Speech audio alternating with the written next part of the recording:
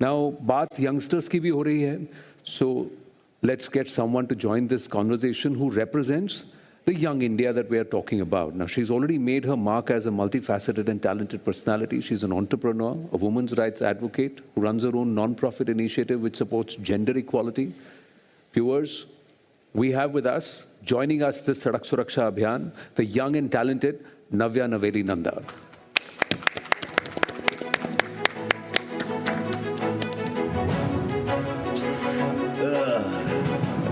How are you doing, baby?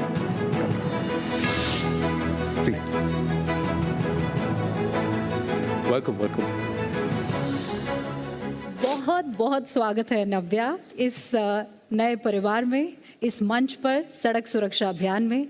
हम अभी बात कर रहे थे और आप बहुत शिद्दत के साथ सुन भी रही थी.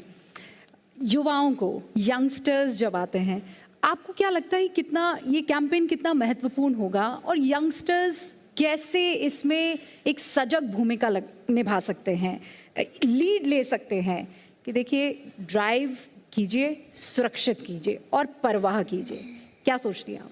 पहले तो बहुत बहुत धन्यवाद मुझे इस अभियान में शामिल करने के लिए. मुझे बहुत ज़्यादा खुशी होती है जब ऐसे अभियान में आप इस पीढ़ी के बच्चों को, हम जैसे यंगस्टर्स को इन्वॉल्व करते हैं, क्योंकि मुझे लगता है कि इतना जो काम हुआ है इस अभियान के 3 वर्षों में, देश के इतने सालों में जो भी हमने सड़कों पे देखा है, कनेक्टिविटी देखा है, एक दूसरों को पास लाने के लिए जो भी इतना कुछ जो हमारे देश में हुआ है, उसको आगे ले जाने की जिम्मेदारी हम पर पड़ती है, इस पीढ़ी पर पड़ती है. तो मुझे बहुत खुशी होती है जब आप हमें ऐसे मंच पर बुलाकर हमारी राय मांगते हैं, हमसे पूछते हैं कि हम क्या बदलाव देखना चाहते हैं, हम इस अभियान में आगे इसको कैसे ले जा सकते हैं. तो बहुत बहुत धन्यवाद उसके लिए. इस अभियान जैसे कि आपने कहा, मुझे लगता है बहुत महत्वपूर्ण है. हम बहुत बार देखते हैं, स्पेशली यंगस्टर्स की जो बात की जाए तो सिर्फ गाड़ी चलाते समय नहीं, लेकिन चलते समय भी हम देखते हैं कि बहुत बार हमारी पीढ़ी के बारे में ऐसा बोला जाता है कि हम मोबाइल फ़ोन्स में बहुत समय बिताते हैं घर पर, लेकिन मैं ये भी देखती हूँ कि सड़कों पे भी हम बहुत मोबाइल फ़ोन्स में खो जाते हैं. क्रॉस करते समय हम लोग सोशल मीडिया पर या अपने दोस्तों से बात करते समय देख नहीं पाते कि आगे से गाड़ी आ रही है या कौन कहाँ चल रहा है, लाइक कि हम सही जगह से सड़क को पार कर रहे हैं कि नहीं. उसमें बहुत सारे हादसे होते हैं. मैंने खुद ये देखा है, मैंने खुद किया भी है ऐसे बहुत बार सड़कों पे चलते समय मोबाइल फ़ोन को यूज़ किया है. किसी का कॉल आ रहा है तो हम इसको थोड़ा हमें माइंडफुल रहना चाहिए इस चीज़ के बारे में कि जब हम सिर्फ गाड़ी चला नहीं रहे, लेकिन हम चलते समय भी हमारे ऊपर एक ज़िम्मेदारी होती है. जैसे कि अभी आपने बोला कि पेडेस्ट्रियन पे भी वो ज़िम्मेदारी उठती है कि आप सड़क को सुरक्षित रख रहे कि नहीं. तो ये जो है सबसे ज़्यादा पेडेस्ट्रियंस हम देखते हैं बच्चे होते हैं स्कूल जाते समय, कॉलेज जाते समय, मेरी एज के जो ऑफिस या काम पर जाते समय हम जब चल के जाते हैं, तो आई थिंक हमारे ऊपर भी वो जिम्मेदारी आती है. देखिए, there is a generation of Bachchans which are sitting here today. तो मैं आप दोनों से चाहता हूँ कि आप हमारा काम कीजिए. आज आप इनसे कुछ पूछना चाहेंगे इस अभियान के बारे में. जब ये दोस्ती कर रहे थे उस टाइम, तब सड़क सुरक्षा की बात तो नहीं होती थी, तो आज के दिन तो हम नहीं कर सकते हो. तो नव्या जी, आप पूछिए इनको. मुझे तो लगता है कि अभी हम दोनों के बीच में इतने सालों का फ़र्क, इतने अलग अलग पीढ़ियों का फ़र्क है. तो मैं सिर्फ यही पूछना चाहूँगी कि अभी जैसे कि हमने देखा है वीडियो क्लिप के द्वारा भी कि बहुत बदलाव आया देश में, सड़कों पे बहुत बदलाव आया. तो आपके ज़माने में आपने क्या देखा था कि ऐसे हादसे तब होते थे और क्यों होते थे, और वो जो वजह है वो हादसा जो जिस वजह से वो हादसा हुई है, आपको लगता है कि वो उसमें बदलाव आया है कुछ? हमारे ज़माने में समय बहुत था, अब समय कम हो गया है. रफ्तार बढ़ गई है, हर एक चीज़ में रफ्तार जो है वो आ गई है. बात करने की स्पीड है, अभी देखा हम आपसे बात कर रहे हैं, जब से ये आए हैं कितनी फट बात कर दी इन्होंने. तो ये जो स्पीड है सर, ये बदलाव आया है वातावरण में. ऐसे ही मैं नहीं बोल रहा हूँ सर. और ये सब जो है ये कंप्यूटराइजेशन की वजह से हुआ है. 1 सेकंड में अगर आपने बटन दबाया और वो खिड़की नहीं खुली तो कुछ गड़बड़ है, इसको हटाओ यार, दूसरा लाओ. ये रफ्तार को हमें थोड़ा सा, हमारे ज़माने में रफ्तार जो थी वो कम थी, तो हम बहुत ही आराम से जाते थे, कोई जल्दी नहीं थी कि कहाँ पहुँचना है, इसलिए इतनी ज़्यादा दुर्घटनाएं नहीं होती थी. और लोग बाग जो हैं उस समय ज़्यादा सड़कें भी जो थी वो इतनी बनी हुई नहीं थी, अच्छी नहीं थी।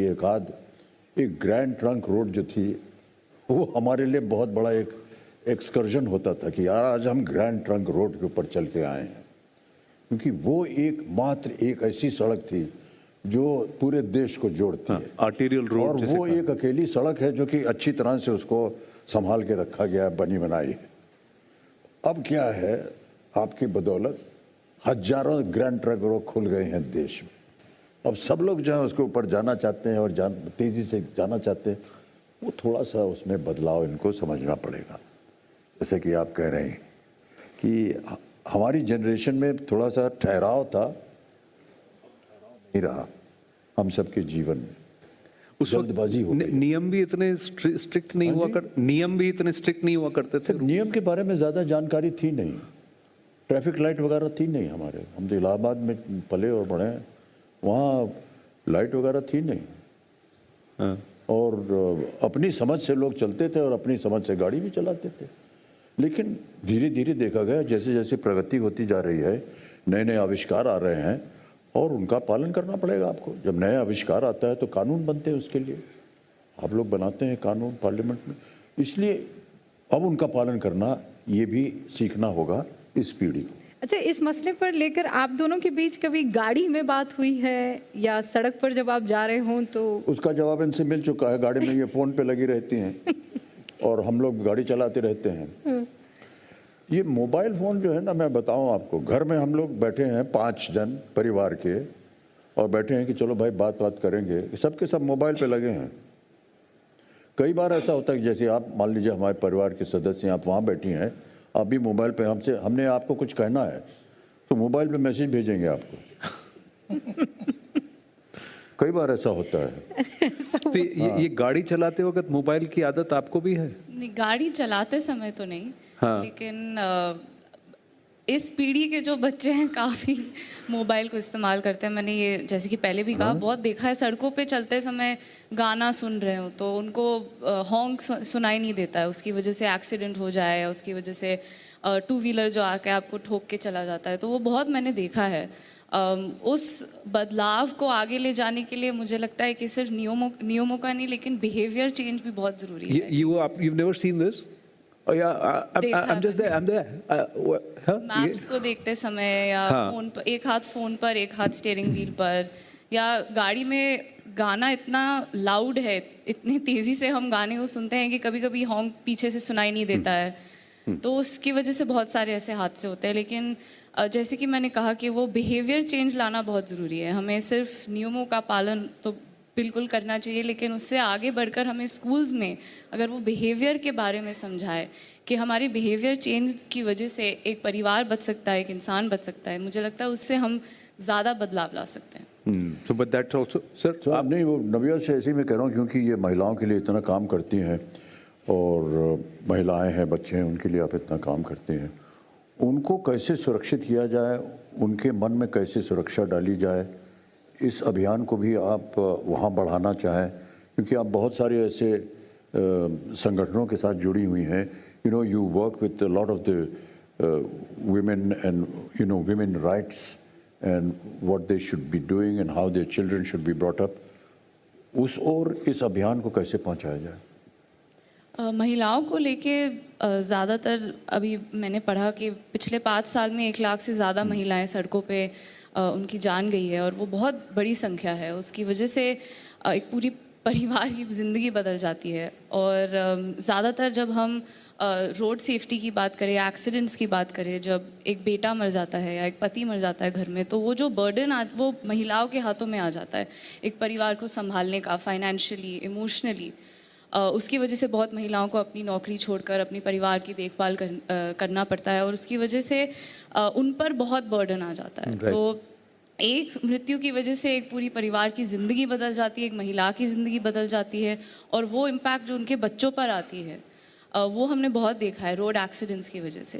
तो महिलाओं को सड़क पर सुरक्षित रखना तो हम सबका काम है, सिर्फ नियम का, सिर्फ कानून का काम नहीं, लेकिन हम सब जो यहाँ पर बैठे हुए हैं, जो इसको देख रहे हैं, वो हम सबका काम है। और सिर्फ गाड़ी चलाते समय नहीं, लेकिन चलते समय भी महिलाओं को सुरक्षित रखना मुझे लगता है हमारी जिम्मेदारी है, और ज़्यादातर इस पीढ़ी की जिम्मेदारी है। हम जब तक एक दूसरे के लिए परवाह नहीं करे, तब तक मुझे नहीं लगता कि इसमें कोई भी बदलाव आएगा। लेकिन महिलाओं के लिए ज़्यादातर, जैसे कि यहाँ पे भी हमने बोला है, कानून से ज़्यादा हमें एक दूसरे की परवाह करनी पड़ेगी, और ज़्यादातर चलाते समय ऑफ कोर्स, लेकिन चलते समय भी। देखिए, परवाह के साथ साथ प्रयास भी है, पहल भी है, और उसी से परिवर्तन होगा। ये आज सर मैं नहीं ऐसे ही सोच रहा था जी, जब महिलाओं की बात कर रहे थे, ये एक सर बहुत अहम बात है जो कि अब समाज में आ गई है कि महिलाओं की संख्या जो है जी, वो सड़कों पर बढ़ गई है। जी, क्यों बढ़ गई है? क्योंकि अब महिलाएं जो हैं वो अपने हक से काम कर रही हैं। कई लोगों से मैं एक कार्यक्रम करता हूं, कौन बनेगा करोड़पति, वो बच्चियां आती हैं और वो यही कहते हैं कि हमें 7वीं 8वीं कक्षा तक पढ़ाने को कहते हैं, उसके बाद कहते हैं इसको चूल्हा चौका सिखाओ क्योंकि आगे चल के तो यही करने वाली है। तो जितनी महिलाएं थीं वो घर पे ही रहती थीं चूल्हा वगैरह संभालने के लिए, लेकिन वो परिवर्तन आया है अब समाज में। अब महिलाएं जो हैं अपना हक, अपनी शिक्षा के कारण आगे बढ़ रही हैं, उनको नौकरियां मिल रही हैं, बड़े बड़े ओहदों पर पहुंच रही हैं। वो काम पे तो जाएंगी ना, और काम पे जब जाएंगी तो सड़क पे देखेंगी ज़्यादा आपको। मतलब उनके मन में भी सब जो है सुझाव वगैरह, जैसे कि आप कह रहे थे, उनको थोड़ी सी परवाह करनी पड़ेगी। और वो लोग सब शिक्षित हैं, ऐसी नहीं है कि वो शिक्षित नहीं है। नितिन जी, आप क्या कहेंगे? ये रैश ड्राइविंग करने वाले सिर्फ पुरुष नहीं है, नियम तोड़ने वाले सिर्फ पुरुष नहीं है। देखिए, इन सब बातों में सार यही है कि हम जिम्मेदार नागरिक हैं क्या, और जिम्मेदार नागरिक होने का मतलब क्या है। वो संवेदनशील भी होना चाहिए, उसके अधिकार और कर्तव्यों के बारे में उसके में सजगता भी होनी चाहिए। मैं दुनिया की बात नहीं करता, मैं मेरी करता हूँ। मेरा लाइफ में यूनिवर्सिटी में स्टूडेंट लीडर था जी, उस समय पैसे नहीं रहते थे, कोई पेट्रोल डीजल डालने के लिए गाड़ियाँ नहीं रहती थी। तो एक बड़े मुश्किल से एक मेरे मित्र के पास आंध्र से आया था पढ़ने के लिए एग्रीकल्चर कॉलेज में, उसके पास वो विजय स्कूटर थी। तो फिर हम लोग प्रचार कर, मैं प्रेसिडेंट के लिए खड़ा था, अब व्हीकल नहीं, तो फिर एक स्कूटर पर मैं ऐसा करूँ भाई 4 लोग बैठते थे, और जो आखिरी बैठता था वो नंबर प्लेट पे हाथ रखता था ताकि पुलिस वाले नोट ना करें। तो मैं आज उसको याद करता हूँ, मैं कितना गैर जिम्मेदार था, कैसा सोचता था।